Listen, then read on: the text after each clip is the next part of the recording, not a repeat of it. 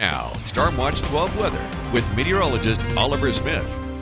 Okay, we'll have one more final update in terms of where Santa's location at the end of this particular weathercast, but we do have a winter weather advisory for portions of east of the Cascades. We'll get into that actually in the next graphic, but we do have rain increasing from the west towards the east along the Oregon coast and here into the Rogue Valley. A little bit of some light snow and freezing rain over by Klamath Falls extending up towards Tumult. In fact, that is the exact area where the winter weather advisory is in effect from the National Weather Service. They've issued this for 4 o'clock tomorrow morning through 11 o'clock.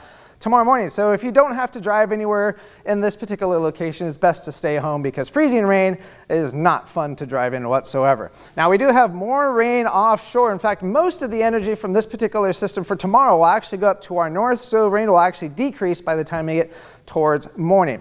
But for tonight, ice again over parts of the Cascades and east of the Cascades, but lows into the upper 20s and low 30s for tonight. Above freezing, but still chilly into the Shasta Valley. And we're looking at upper 30s here in Medford and Grants Pass, 48 for Brookings. Brookings, though, you're going to be warm tomorrow, making it to 56. We'll be pretty warm here in Medford at 53. Upper 40s to our south, and temperatures will be warming into the mid 40s for tomorrow afternoon after we get rid of the morning freezing drizzle or light rain for tomorrow morning for parts of the east of the Cascades. Now for tomorrow, in terms of traveling tomorrow, it's not going to be great in the morning hours because of that freezing rain threat, but afternoon it'll be pretty good. Tuesday will also be pretty good as well. Wednesday and Thursday, pretty much Wednesday night and Thursday night, it could be a little bit on the iffy side just because the snow level will be flirting with past levels at that particular time, but it's still not going to be really all that bad for now.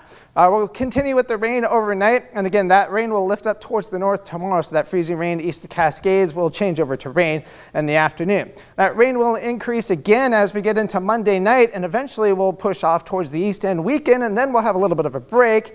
Another warm front moves through on Tuesday afternoon, moving from the south towards the north, so the rain will increase again, and temperatures will also increase as a result. Now we get into Wednesday, and this is when we're going to get our big storm in the area, and this is the one that we've been talking about with the wind. So we're going to mostly it'll be a mostly wind event, although we'll see plenty of actual snow over by Mount Shasta Park. So that's really Mount Shasta Resort, excuse me. So they'll be accumulating more snow from what Brinkley was talking about earlier. And we'll continue with the threat of rain and showers eventually for Wednesday and continue also for Thursday as well.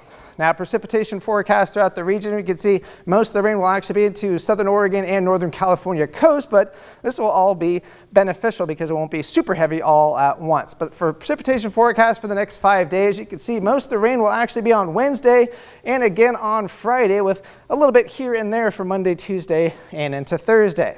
Now, National Weather Service does have a high wind watch for the Shasta Valley for late Tuesday night into Wednesday afternoon. We've been talking about this for days. Wind gusts upwards of 60 miles an hour will be possible, so trees could be knocked over, semi-trucks could be blown over off of highways, so keep that in mind. It's going to be a dangerous situation over there. And that could easily be extended east of the Cascades and along the Oregon coast and maybe even to the Rogue Valley as well. So we'll keep an eye on that. The National Weather Service will issue updates as we get closer to the event. So 7-day forecast for the Oregon coast will be into the upper 50s to low 60s for the next several days. Warmest day looks to be on Friday. For Northern California, temperatures will be into the low 50s. We'll have a little bit of some rain on Christmas Day and Tuesday, a little bit more so once we get towards Wednesday, and then things will dry out a little bit once we get towards the end of the week.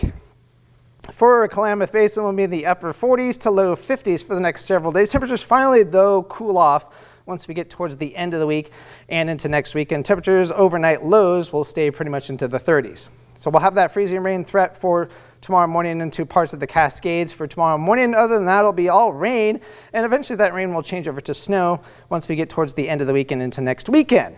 And here in the Rogue Valley, temperatures are going to be pretty warm. We'll stay into the 50s for the next several days. We don't really cool back into the 40s until sometime next weekend, but overnight lows mostly into the 40s. And taking one more final look in terms of where Santa Claus is. He's over in British Columbia. He's moved down towards the south. He's getting closer to Washington State, but you can see exactly he's just been over somewhere in British Columbia at this particular time. So I don't really know where, but he's somewhere in British Columbia. Santa and his reindeer are taking their sweet time getting to Oregon this year. Oh yeah, he sure is. Well, you know, you've heard of Santa's reindeer, but you've probably never actually seen them fly, right? No. Well, earlier this week in Utah, people actually got to see a deer fly, or kind of flying. Take a look at this.